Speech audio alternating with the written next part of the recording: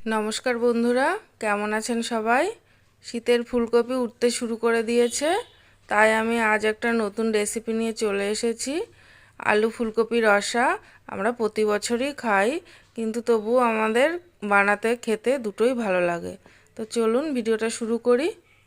ফুলকপি আলুর রসা বানানোর জন্য এই যে ছোট ছোট দুটো ফুলকপি একটু বড় বড় টুকরো করে কেটে নিয়েছি। সামান্য একটুখানি ভাপিয়ে নেব। এবার জল ফুটে গেছে, ফুলকপিটা দিয়ে দিচ্ছি। একবার ফুটে গেলেই ফুলকপিটা আমি নামিয়ে ফেলবো। মিক্সিং জার নিয়ে নিয়েছি, দিয়ে দিচ্ছি পরিমাণ মতো আদা, আর দিয়ে দিচ্ছি স্বাদ মতো লঙ্কা। এখানে 3টে শুকনো লঙ্কা আর 2টো কাঁচা লঙ্কা আছে, এগুলো আমি পেস্ট করে নেব। ফুলকপিটা ফুটে গেছে, এবার আমি এটা ঢেলে নেব। বেশি ফোটালে ফুলকপিটা কিন্তু একদম গলে যাবে। ফুলকপিটা ভেজে নেব। কড়াই দিয়ে দিচ্ছি পরিমাণ মতো সর্ষের তেল। তেল গরম হয়ে গেছে, তেলের মধ্যে সামান্য একটু হলুদ দিয়ে দেব। হলুদ দিয়ে সাথে সাথে কপিটা আমি ঢেলে দেব। দিয়ে দিচ্ছি একটু লবণ। এবার আমি হাই ফ্লেমে ফুলকপিটা ভালো করে ভেজে নেব।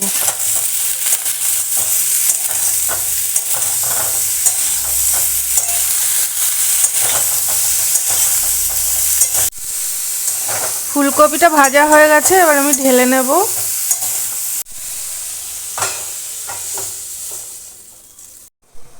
কড়াইয়ে আবারও পরিমাণ মতো সর্ষের তেল দিয়ে দিচ্ছি।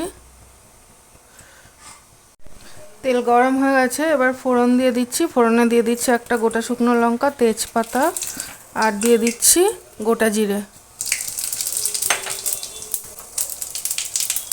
ফোড়নটা একটু ভাজা ভাজা করে নেব। এবার এর মধ্যে আমি কেটে রাখা আলুগুলো দিয়ে দেবো। আলুগুলো মোটামুটি একটু বড় করেই কেটেছি, মানে ছোট একটা আলু 4 টুকরো করেছি।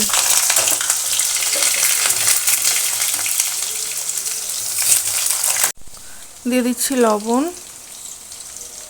দিয়ে দিচ্ছি হলুদের গুঁড়ো। আলুটা খুব ভালো করে লাল লাল করে ভেজে নেব।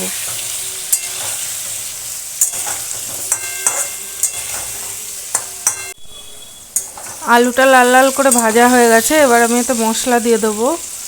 মিক্সিতে করে রেখেছিলাম আদা আর লঙ্কা বাটা, ওটা দিয়ে দিচ্ছি। আর এখানে রয়েছে ছোট চামচের 2 চামচ জিরের গুঁড়ো, আর ওই একই পরিমাণে ধনের গুঁড়ো। দিয়ে দিচ্ছি গোটা একটা টমেটো। এবার দিয়ে দিচ্ছি একটু লবণ, আর দিয়ে দিচ্ছি হলুদের গুঁড়ো। মশলাটা খুব ভালো করে কষে নেব।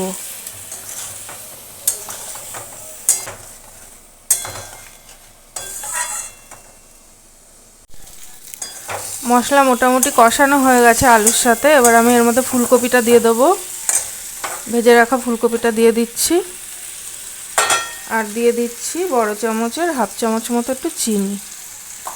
আবার একটু ফুলকপির সাথে এই মশলাটা ভালো করে আবার একটু 3-4 মিনিট একটু ভালো করে কষিয়ে নেব। গ্যাসের ফ্লেমটা একটু কমিয়ে দেব।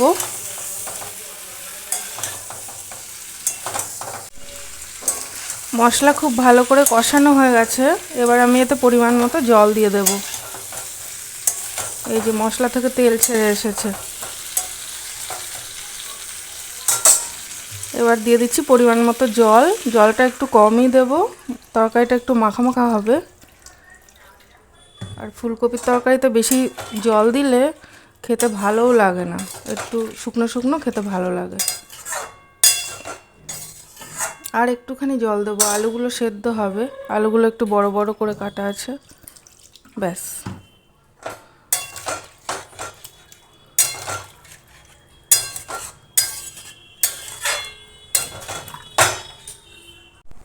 দিয়ে দিচ্ছি একটু লবণ স্বাদ মতো।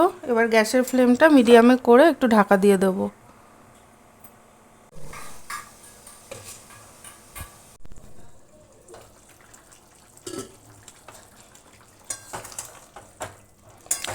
বন্ধুরা, ফুলকপি আলুর রসা রান্না কিন্তু হয়ে গেছে। আলু টালু সব সেদ্ধ হয়ে গেছে। যেটুকু ঝোল আছে এটা ঠান্ডা হলে কিন্তু মাখো মাখো হয়ে যাবে। এবার এতে আমি একটু পরিমাণ মতো গরম মশলা দিয়ে দেবো।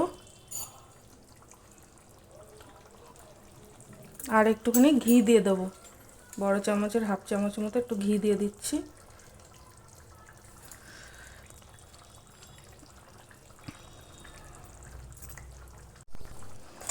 ঘি গরম মশলা দিয়ে দিয়েছি, এবার চাপা দিয়ে একটুখানি রেখে দেবো, তারপর নামিয়ে নেব। তো বন্ধুরা, কেমন লাগলো ভিডিওটা একটু কমেন্ট করে জানাবে। তো আজকে এই পর্যন্ত, পরে আবার নতুন কোনো ভিডিও নিয়ে আসবো। ততক্ষণ ভালো থেকো।